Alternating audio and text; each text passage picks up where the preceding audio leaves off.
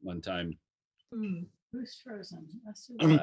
As far as reminiscing goes, we have heard that or you have admitted to being president of a small seminary, and it would be nice to hear some more about that. Sure, I'm happy to do a little commercial for the seminary here. We have a very faithful supporter of the seminary right in the middle of my screen, Luann, and yeah, I'm happy to do that. I can do that either at the end or I can do it as we get started.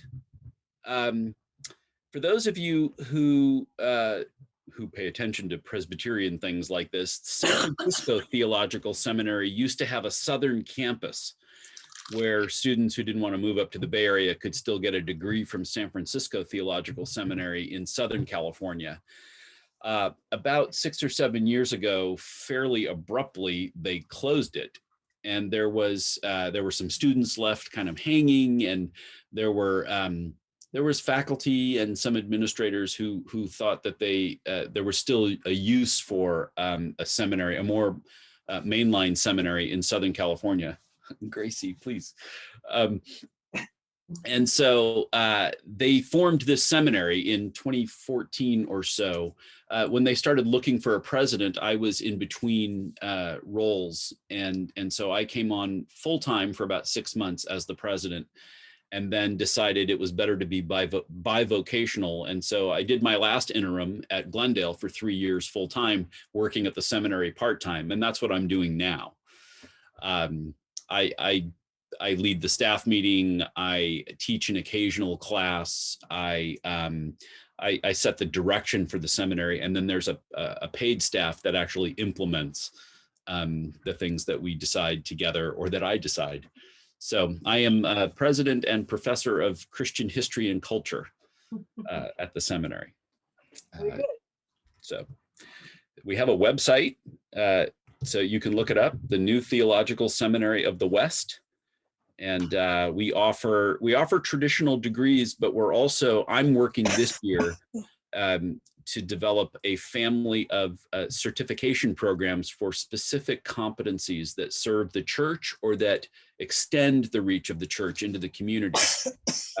We have a very well regarded certificate in spirituality and aging, which is a neglected area in seminary training of continuing to do Christian formation for people who are retired and up. I'm also working on a family of certificates for various chaplaincies, including military chaplaincy. Military chaplaincy, police and fire, and corporate chaplaincy are some areas where I think we can offer a certificate that gives people better training. And we train commissioned lay pastors in the Presbyterian Church with a ministry certificate. Santa Barbara Presbytery is one of the presbyteries that has accepted our MDiv as adequate for ordination, even though we're not fully accredited yet. So some of you will know Mickey Fenn. Yeah. Mickey Fenn, who is a ball of energy. She is omnipresent in the Santa Barbara Presbytery. She got her MDiv with our seminary. I was her preaching professor and her church history professor for a couple of her classes. So anyway, thanks for the prompt. I don't know if I should tip you, Brooks, or what, but just curious. Yeah, that's what I do that's what I do on my day off. I run a seminary. Shane, we were just talking, by the way, about Noreen Nazarian, who passed away. Oh, really? And I know you were at Calvin Crest that year. We went up for the work trip. So that's my last thing before I mute you all.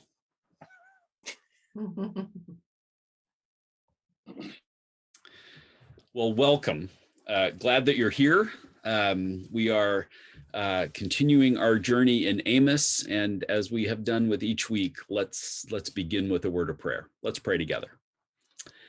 Gracious and loving God, we thank you for the ways that you teach us and shape us and remake us into the people that you call us to be. God, we ask that you'd be with us in this hour as we study, as we talk, as we reflect, and as we are challenged by these difficult words from your prophet Amos. Be with us as we celebrate St. Patrick's Day and pause for this time of renewal and transformation. We pray this in your son's name. Amen. Sorry, it's very hard to mention St. Patrick's Day without smiling, because I know it's not the most, I was going to say it's not the most sober of holidays. It's not the most calm and possessed of holidays, but we're going to move through chapter 8. I think I say this every week, but a little bit more quickly, partly because it's a little bit repetitive from what we were doing in the previous chapter. But I had gotten 2 questions from people in this group that I want to address at the end. So I'm going to leave some time for that as we move through chapter 8. As we do, we'll start with a little bit of review just to set the scene. The book of Amos is a collection of speeches and sermons that date back to the 8th century BC. They are a collection of sermons from a prophet who was called for a particular time and place, a particular role that God gave to Amos to go and speak to some significant injustices happening in another part of Israel, really in another country at that time. And so it's an interesting book that way. It is. We talked last week because it was part of the text in chapter 7, where Amos gives his own resume, basically saying, I wasn't born to this and I didn't go to school for this. God asked me to do this, so get off my back. That's my very loose translation of the Hebrew right there. But Amos is one of the reasons I think Amos continues to be a valuable book for us to read and to reflect on and to be challenged by, is that the injustices and the subversions of God's covenant that are present in the book of Amos 2,800 years ago are remain relevant today. These are things that are happening today, in this moment, in our community and in this nation. And so it is worthwhile hearing what God thinks about those injustices then, so that we can be forewarned as to what God might think about those injustices in our midst, even today. We talked about 4 kinds of sin that are addressed here, and it's important to review those again because they're going to show up in our chapter tonight. 4 kinds of sin, and that is that through unjust practices, the rich got rich on the backs of the poor. Now, that might sound like an obvious thing, but not everybody gets rich by abusing somebody. Some people just get rich by doing what they do, and that there's a distinction there. But clearly, through Amos's sermons, we see that that the wealthy people got wealthy by exploiting the work of the poor, and there's a little bit more detail to that in our chapter tonight. They also, with that financial power, took over the courts and subverted justice in the courts. They denied. The courts were meant, even in the 8th century BC, the courts were meant to be impartial arbiters of disputes and a place where even the lowliest person in the country could go for justice. And it is clear from the text of Amos that the people who had gained their wealth on the backs of the poor were also denying the poor redress in the courts. That leads to the third thing, and that this is different than getting rich on the poor. This was the fact that there was a presence of abuse of the poor in that country. So different to getting rich off their backs. Once the wealthy and the poor were established in that society, the rich people sort of cruelly abused those people. in a way that displeases God, as we've seen over the last few weeks. And then finally, they offered meaningless worship. They offered meaningless worship. What we understand to be Jewish worship practices were just coming into a more set pattern during this time. There were festivals, there were certain times where you observed the Sabbath or observed a particular season, and you were meant not to earn or not to work during those times. And I think you're going to see during this chapter tonight that even that was being abused by the people in Israel at the time. So those four things: getting rich by exploiting the poor, denying justice in the courts, abusing the people that they got rich on, and offering meaningless worship. Throughout the Old Testament, and right up until just a few minutes ago, these are the things that make God angry. Okay? These are the besetting sins of God's people when they break their covenant with him. And the covenant can be boiled down into just a couple of sentences. There are complicated ways to talk about it, but here's the covenant God makes with people. God chooses these people and decides through them to extend his blessing to the world. So the covenant is, I will bless you, I will protect you, you'll be faithful to me, and you will share my blessings with the world. That's the covenant that we're talking about. There are other different ways to talk about it and specific things, but essentially that's the covenant God makes with his chosen people. It's the covenant, by the way, God makes with us, just in different language. But the blessings of God are meant to be mediated through God's people to the people who haven't received them yet. And that is clearly what the people are not doing during this time. And so that's the story. That brings us up to the chapter that we have before us tonight, which is chapter 8. A few more people straggling in. I want to say before I get started tonight that I've got to be honest, and that the constant flow of judgment in Amos is wearing on me. I'm sure it might be wearing on some of you too. It's a difficult thing to read, and it's a difficult picture of God. But for those of us who have been, whether you've been a parent or a friend, or whether you've been in any kind of relationship where you've gotten angry, if that's the only time someone else sees you, they might assume you're angry all the time. And that's a little bit of what can happen when you spend 8 or 9 or 10 weeks in a book where God's angry. So I think it's always good for us to be reminded that this is God in a moment in time, in a season where this is what God is communicating to his people. And but God's not always like this. We can be happily reminded that Amos isn't the only book in the Bible, and that judgment isn't God's only posture, even within the book of Amos, but certainly in the rest of the Bible. Now, the other thing is the logical follow-up question from you to me after having said that would be, but so many of the prophetic books are like this. There is so much of this God's judgment in the prophetic books.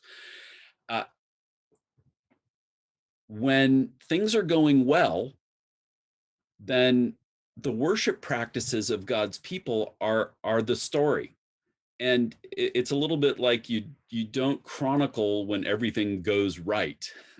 You really start, whether it's the squeaky wheel gets the oil or whatever, we hear when God intervenes in history through the prophets to address these kinds of injustices. And that's why so much of the prophetic literature is like this.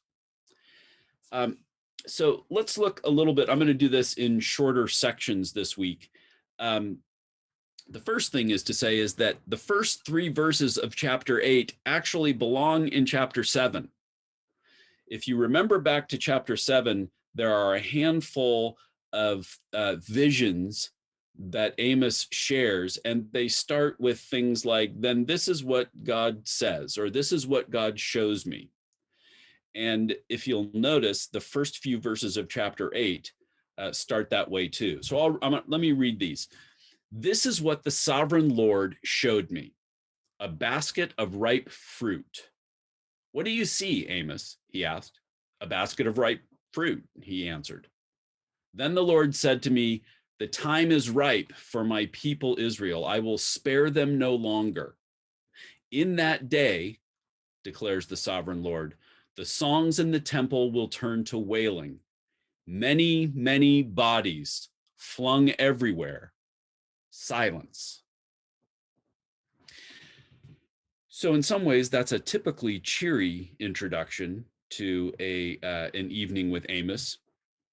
But I want to point out a couple of things that I thought were interesting about the actual text. And I will freely admit, and Luann is my witness, I know virtually no Hebrew anymore. I wasn't a very good Hebrew student in seminary. And what I had, I lost probably somewhere between the end of the last final and lunch that day. So I'm dependent on scholars who are better than me, smarter than me, and retained their Hebrew better than I did. One of them that I'm using is a Presbyterian biblical scholar named James May. He's an excellent writer and thinker, and he clearly studied his Hebrew better than I did. But there's something interesting about this one little play on words between summer fruit and the time is ripe for my people Israel, I will spare them no longer. In Hebrew, the word for summer fruit is almost the same as the word for the end. And so it's a play on words that a Hebrew listener would have picked up on when God goes through this business in this vision of saying, what do you see here? And Amos says, well, I see some ripe fruit, some summer fruit. And basically what God says back to him is that, no, what you see is the end. It would have been an ominous thing, but it would have been an audible play on words to a Hebrew listener in a way that's completely lost in translation for us. So, look, I could have passed that off like I figured that out, but I didn't. James May figured that out, and I'm just sharing it with you. So the part that we'll focus on tonight really starts with verse 4. And you will have heard these words before multiple times in Amos's writings and in this collection of his speeches. Stop me if this sounds familiar. Hear this, you who trample the needy and do away with the poor of the land. This is a new wrinkle on the both exploitation and ultimately the abuse and frivolous wasting of life of the poor. So hear this, you who trample the needy. So they're already poor, and these folks are trampling on them, and then do away with the poor of the land. In other words, these people had gotten wealthy on folks, and they, when they had no use for them, they wasted their lives. So in other words, they had these folks, they had gotten wealthy on them, and when they no longer served a purpose, they did not feed them, they did not take care of them as the covenant would have required them to do. They were not just with them. And so they literally, it says, you do away with the poor of the land. Now, Mays has a line here that I think is important for us to hear. And he says this, because the culture, the social culture of Israel was changing from an area where peasant farmers could support themselves to a time when larger landowners were accumulating small farms, and then the smaller farmers couldn't survive on what they grew because they were no longer self-employed farmers, but they were employees.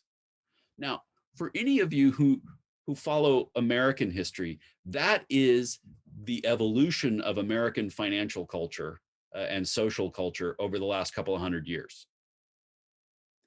And it had similar results, right? You have people who may have been small farmers became sharecroppers. Certainly slaves sometimes became sharecroppers, but poor, self-sustaining farming families, when they lost their land, became employees of the larger landowners and became sharecroppers. And the one thing you know is nobody aspires to be a sharecropper, where you only keep a share of what you grow because you've got to give the larger share to the person who actually owns the land. So here's what Mays says about this era that Amos is speaking into. The markets of Jeroboam's kingdom traded in human misery. It was not only in the court, in the gates, that the officials of the government had found an opportunity for profit. The change in Israel's social structure had created a need for commerce, and the upper classes exploited the opportunity with ruthlessness. So this is what's happening. This is it's one thing to list the sins, and they're kind of abstract sometimes in Amos's writing. This is a historian looking back into that era and saying the social structure was changing. Small groups of people figured out how to exploit it, and the masses suffered. You will not be wrong if you hear me sounding like some of your worst left-wing radical nightmares, because these are the same kinds of situations and contexts that that a revolutionary communism speaks into, right? Steal the stuff from the people who have amassed it unjustly and distribute it among the poor. We know historically that's never worked in a communist country, but it is the impulse that drives revolution. And the people at the top of the food chain ignored those conditions at their peril. So this is what's going on in the Israel of Amos' day.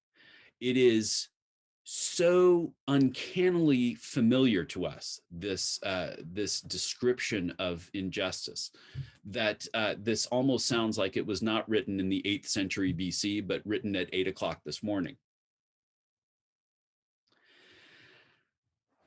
So let's look at the sins. They trample the poor, they do away with the afflicted, and then we get to this other these other sections in verse 5 and following, because they do this. This is a little bit of Amos's art in this book. Hear this, you who trample the needy and do away with the poor. So he's saying, hear this. This is what I'm about to tell you.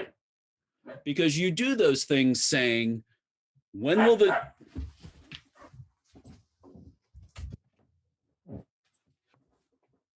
new moon be over, that we can sell our grain, and the Sabbath be ended, that we can market our wheat? So I'm going to stop it right there at the middle of verse 5 and saying, they're basically saying, when will church be over so we can get back to making money? When will we finally get to stop giving our Sabbath to the Lord so that we can go back to making money? This is part of the empty worship issue that we've been talking about. This is the perversion of of what God expects from them in the covenant. And then not only are they waiting to make money, like, gosh, when will the Sabbath be ended that we can market wheat? But also they're doing that unjustly. They're trying to get out of the Sabbath so that they can go back to their unjust business practices. Why do I say that? Because the next line is, when can we market wheat skimping on the measure, boosting the price, and cheating with dishonest scales? So it's as if any one of those lines weren't enough. There's three. When can we get out from under the Sabbath so that we can go back to making money on wheat by skimping on the measure, boosting the price, and cheating with dishonest scales? Folks, who gets screwed by unfair business practices? It's the poor, right? Now, all of us know somebody wealthy that's been swindled. I get it. But who goes home and doesn't eat when they get swindled? It's the poor.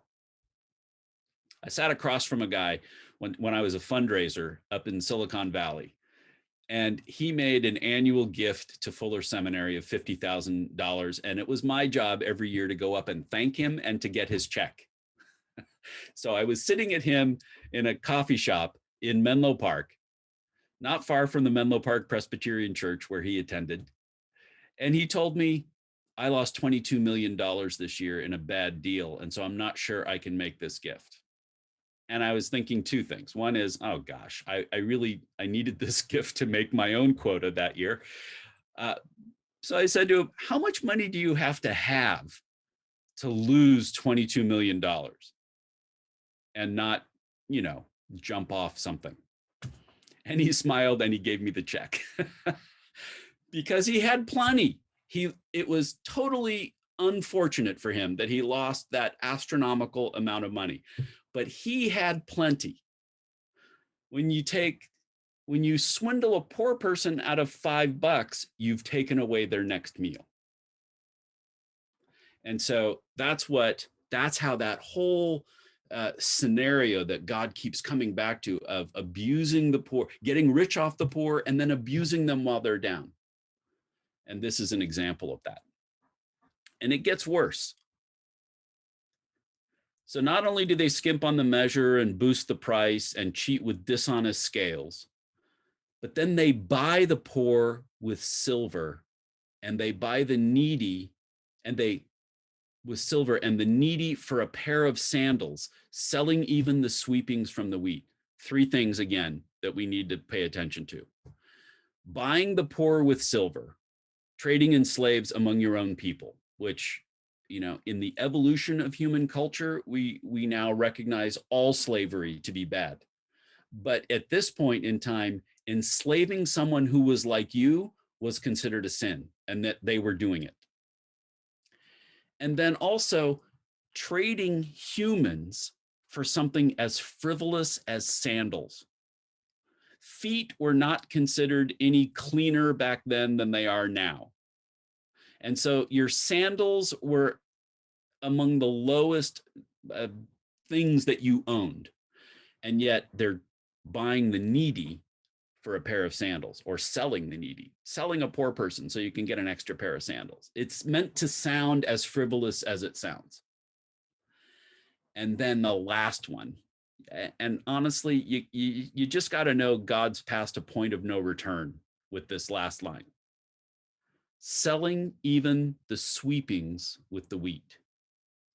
Somebody a couple weeks ago mentioned the gleaners and gleanings, and the way that God set up his society to have an economic system where, yes, some people did really well, but even the people who did really well were supposed to do one thing. There was just one thing really that was required of them, and that is the stuff that fell on the ground was supposed to stay there for the poor. So for those of you who've never done this, when I was 11 years old, I spent the summer in Italy with my family on a farm, and it was time to harvest the olives. And there's kind of a fun way you do that. You put a tarp down under an olive tree, and you take a big stick and you whack the branches of the tree until the olives fall off.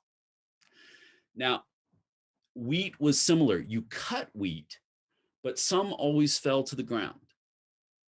And in the Old Testament law, You were meant to cut the wheat and keep what you had grown and earned. There was no sense that you had to give all that away. But the stuff that fell to the ground, you were supposed to leave there for people who didn't have enough to eat. And the gleaners would come in after the workers were done and pick up the wheat that had been left for them. And you got to figure there were some generous, benign landowners who left wheat in abundance for people in their neighborhoods who were poor. Not these folks, because after skimping on the measure, boosting the price, cheating with dishonest scales, buying the poor with silver and the needy for a pair of sandals, after all that, they picked up and swept up everything that was on the ground and made more money off of that. It's easy to look at Amos like it's a standalone book, but it is in a long tradition that goes all the way back to the earliest writings in the Torah about how God's people were meant to conduct themselves. It goes all the way back to that, and these threads run right through Amos and into our living rooms today.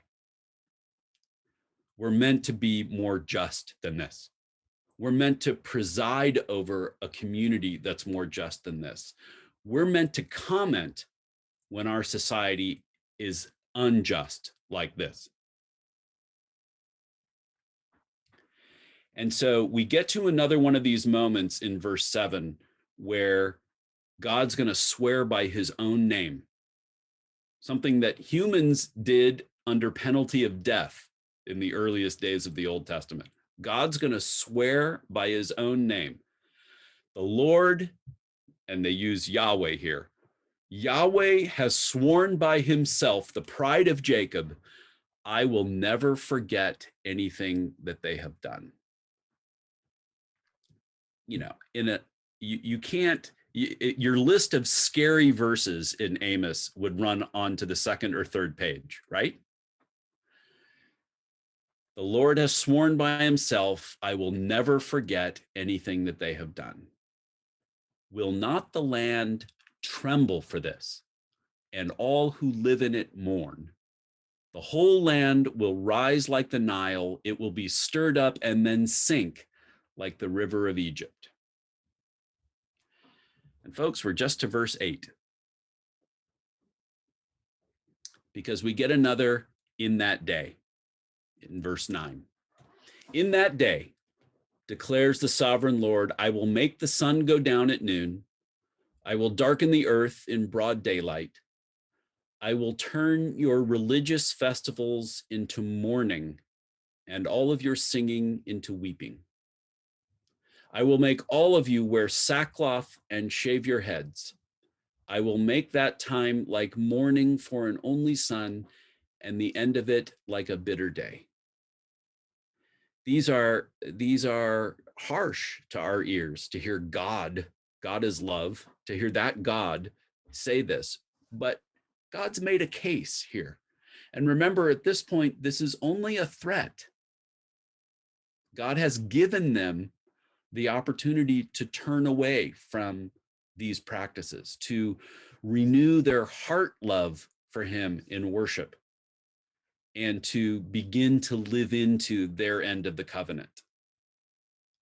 So hear these, even though they do turn out to come true, hear these as God saying, this is what is going to happen. This is what I decree if you don't change these practices and change these ways.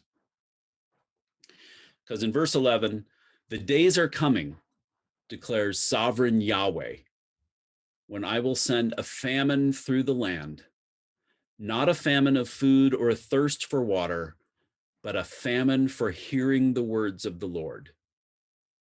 People will stagger from sea to sea and wander from north to east, searching for the word of the Lord, but they will not find it.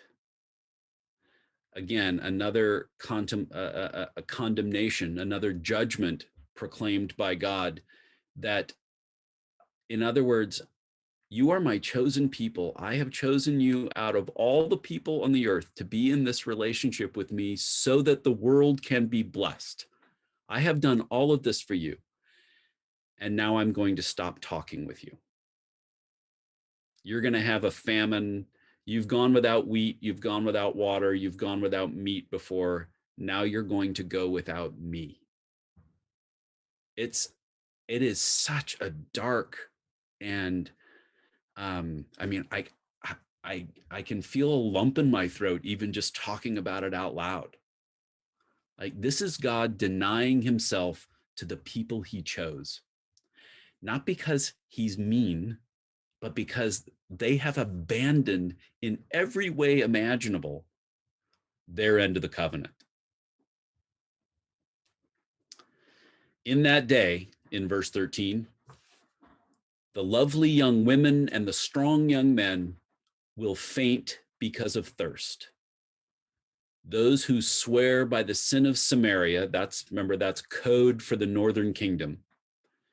Those who say, as surely as your God lives, Dan, that's one of the tribes of Israel, as surely as the God of Beersheba lives, they will fall, never to rise again.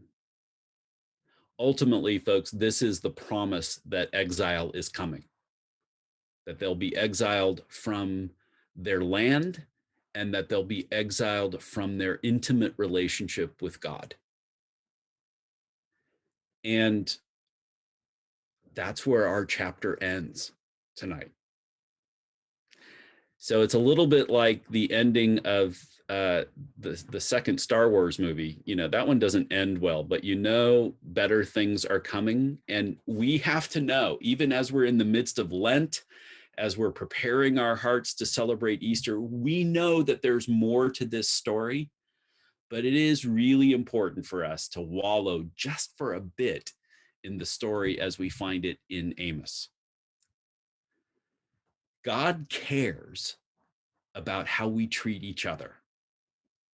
God cares about how we treat people who are below and beneath us, either economically or socially or religiously, theologically, whatever. God cares about the way we interact. And it's more than just be careful how you treat the people on your way up because you'll see them all on the way down again. It's more than that.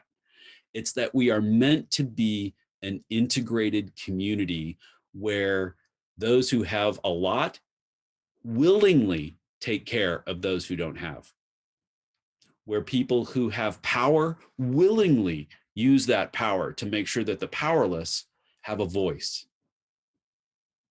And so this is the texture of our end of the covenant. And in Amos, we're seeing God's response to a community that has completely abandoned its end of the covenant. You can see why spending my Wednesdays in Amos is wearing on me a little bit. I'm looking forward to next week. We get to the one hopeful chapter. No, the one hopeful half chapter in the entire book. There have been, I'm going to stop there and we're going to open it up for questions in just a moment, but two questions have come to me over the last couple of weeks, and I wanted to say that I had looked up some information in response to those. The first one, it's a really interesting question that I breezed right by when we were in chapter 5, and Amos, well, God is the speaker, I think, in chapter 5. Let me just go back to that for just a moment. God says, seek me and live. Don't go to Bethel. Don't go to these places. Seek the Lord and live. And then he says, there are those who turn justice into bitterness and cast righteousness to the ground. And then he says about himself, he who made the Pleiades and Orion, who turns midnight into dawn and darkens the day into night, all of these things, the Lord is his name. And the question was, those are the constellation names as we know them, and did they exist back then? And the answer is yes. Those names are ancient Greek names, and the period of ancient Greece runs from about 1500 BC up until about 500 BC. So our book in 800 BC is well within the time when those may have been the accepted names of the constellations. But in the Hebrew Bible, it says not Orion and Pleiades, it says Khima, Khima. And the funny thing is that Khima in Hebrew means about 100. It's like, yeah, there's about 100. So that's the name of that constellation there. It's about 100 stars. You can almost hear the parody of the accent, which I won't try and do. But so in some Hebrew texts, it says Khima, about 100 stars. And in some, it has the ancient Greek name, which is Pleiades and Orion. By the way, that pairing shows up in the oldest of the Old Testament texts in our Bible, the book of Job. It shows up twice there. Once in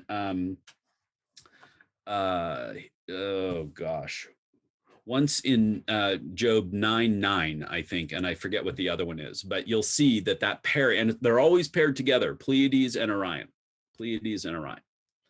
But it's entirely possible that Amos, as a reasonably educated person, would have known the ancient Greek names for those.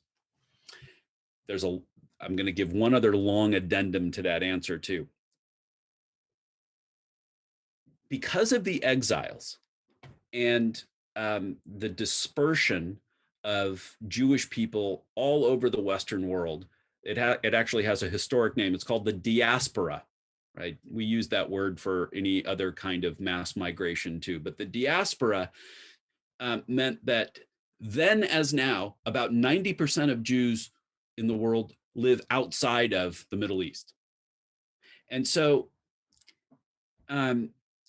through the two exiles that we're talking about, the one that happens to the northern kingdom in Amos, and the one that happens 150 years later to the southern kingdom, Judah, during those exiles, many Jews decided to stay where they were or keep moving to other countries. And so you have Jewish people all over Asia Minor. You have Jewish people all over North Africa. You have Jewish people that never go back to Judah or Israel. They never go back to Palestine or the Levant, that area. They stay where they are and they become established in those communities. Now, forgive the overlaying of too much history on this, but in the 3rd century BC, Alexander the Great conquers all of that area, and he imposes Greek as the language on that area, meaning that for the centuries leading up to the time of Jesus, most Jews in the world spoke Greek and not Hebrew. And so the Old Testament scriptures evolved in many of those places from the oral tradition, not into Hebrew, but into Greek. And sometimes some of the oldest written versions of the Old Testament aren't in Hebrew, they're in Greek. So that collection is called the Septuagint. It's a long tangent of a reason why it's called that. In your footnotes in your Bible, if you ever see LXX, that's referring to the Greek Old Testament as opposed to the Hebrew Old Testament.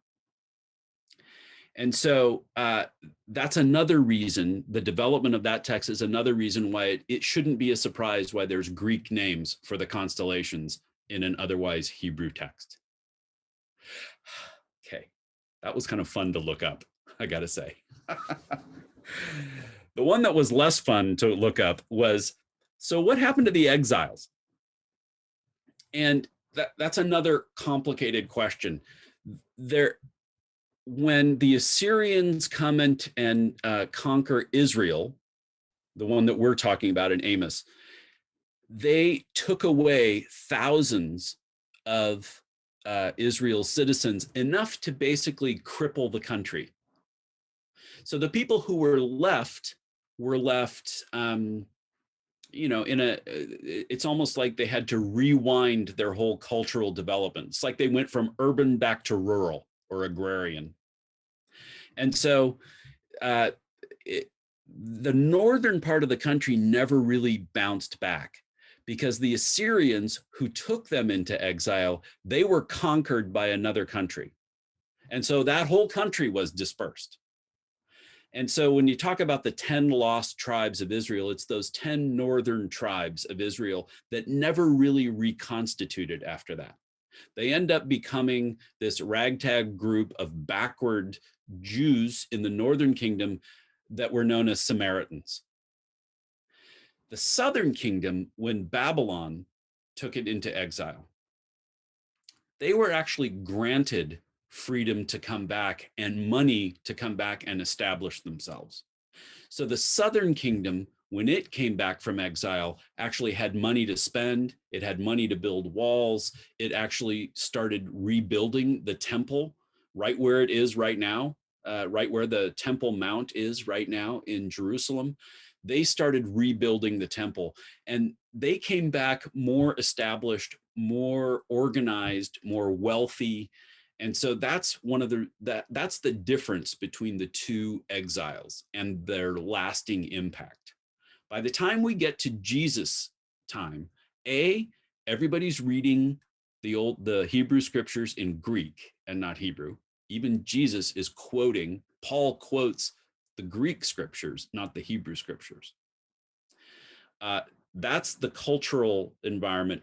And the southern kingdom where Jerusalem is and all that, that is the more established Jewish nation. And the sort of rural north is looked down on, like many Americans might look down on parts, very poor parts of the country. Certainly like Northern Italians would look down on the southern part of Italy where my family's from. So that's a little bit of detail on the exiles, and it was kind of fun to look up all of that. I'm going to unmute you, and we'll do a little bit of question or comment time. How's everybody doing with Amos? Great. Happy clappy, right? A lot of fun. He's on my Christmas card list. John, Sure. when you were talking about all the things that were going to be so bad and how people were, oppressing the other poor, my mind flipped to a Christmas thing. The Grinch Who Stole Christmas, who comes in and takes all the things because his heart's so small, and eventually gets big and he brings it back. Yes, yes. That's good. And if you see the narrative of the Bible, the overall arc of the Bible as being our story, this is our Grinch period. Mhm. And after being punished, our heart will swell to how many times its normal size?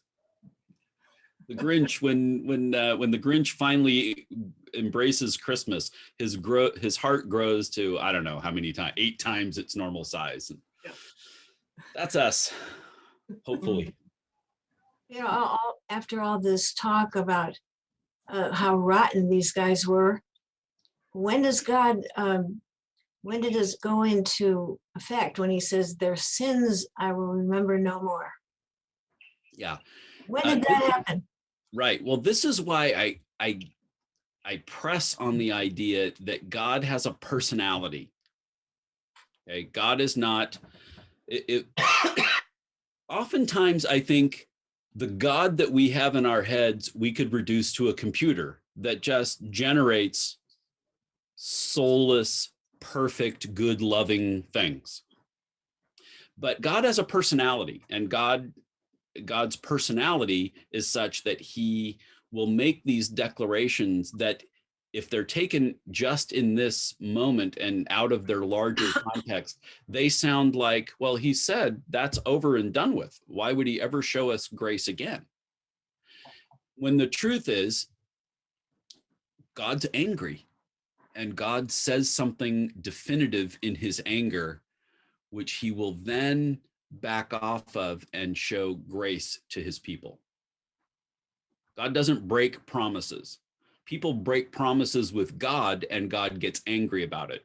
But God doesn't break God does not initiate the breaking of promises.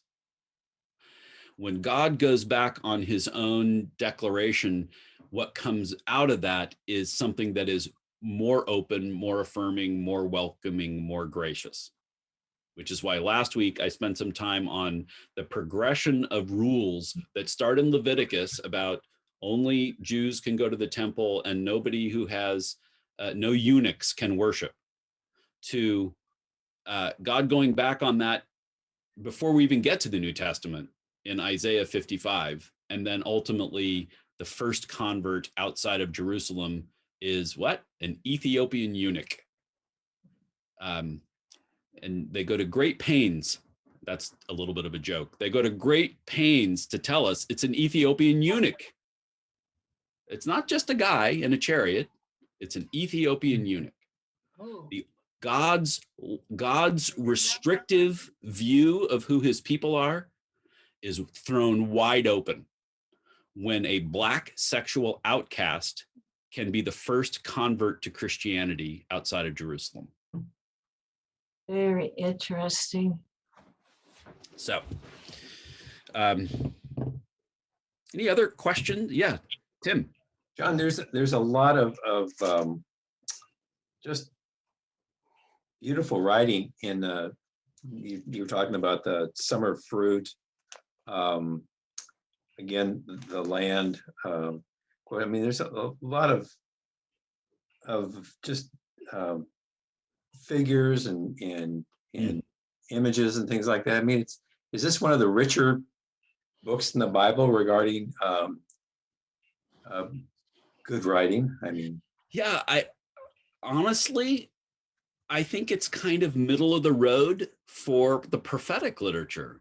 I think most people think of Isaiah and Daniel as having just off the chart imagery and beauty.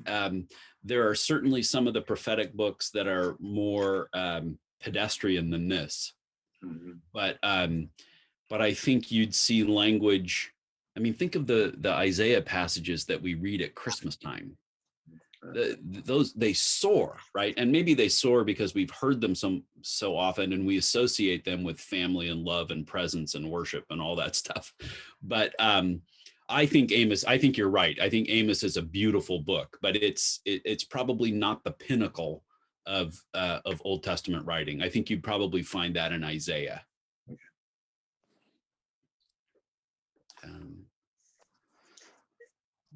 I know.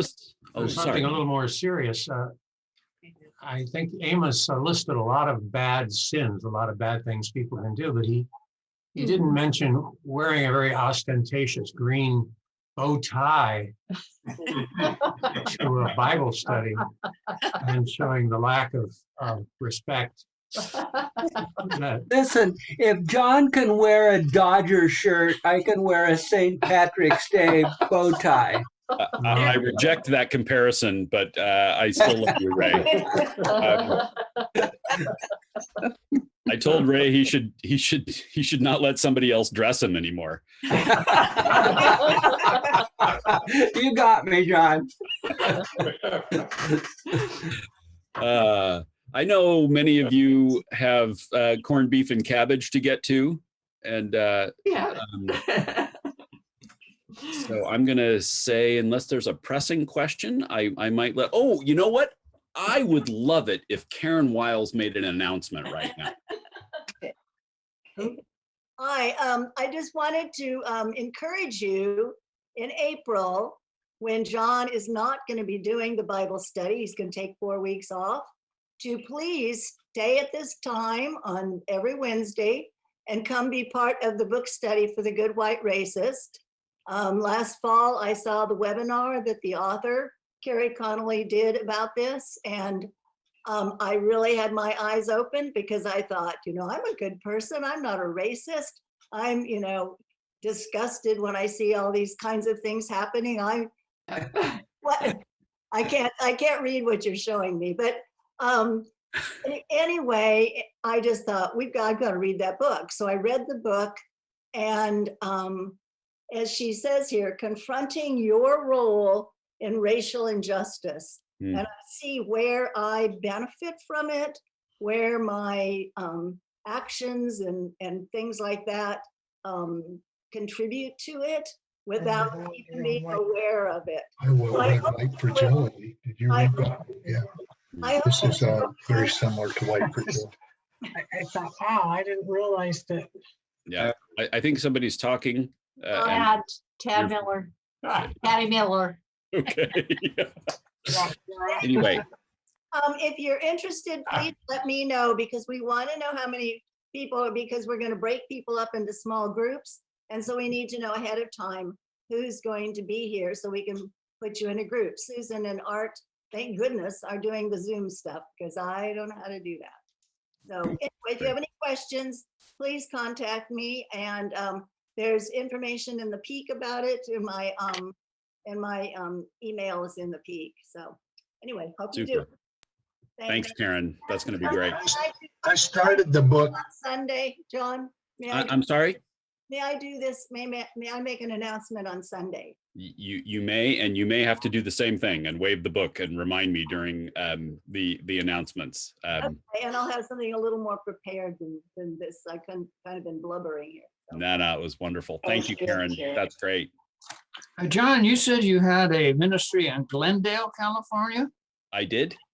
Is the First Pres Church, the great building on Broadway, still there? Yeah.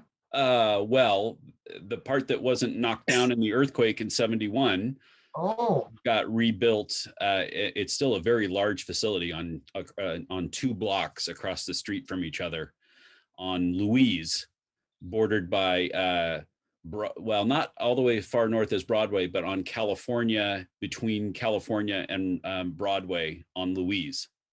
okay. I was born and raised there. Wow. So were we. Jack and I. Judy. Yeah. Oh, Jack, I went to Hoover High. Where'd you go? Oh, no. I started at Hoover High, but then I got the inspiration to go to Glendale. I went to Hoover. But Luann's a Hoover person. Shane and I played baseball against Hoover. yeah, So, and I'm so happy that that's on the recording. Hey, folks, I'll say goodnight and wish you all a happy and blessed last 10 days of Lent. If you haven't seen the midweek reflection, it went out this afternoon. And I'll see you guys on Sunday. Don't forget, if you're going to participate, there is it bingo? Bingo. Bingo on Friday night. If you need details on that, contact somebody on your screen right here. The guy with the big green bow tie. Or Pam. Or Pam. Yeah, Pam knows. All right, everybody. Have a great evening. Happy St. Patrick's. Good night. Interesting. Everybody.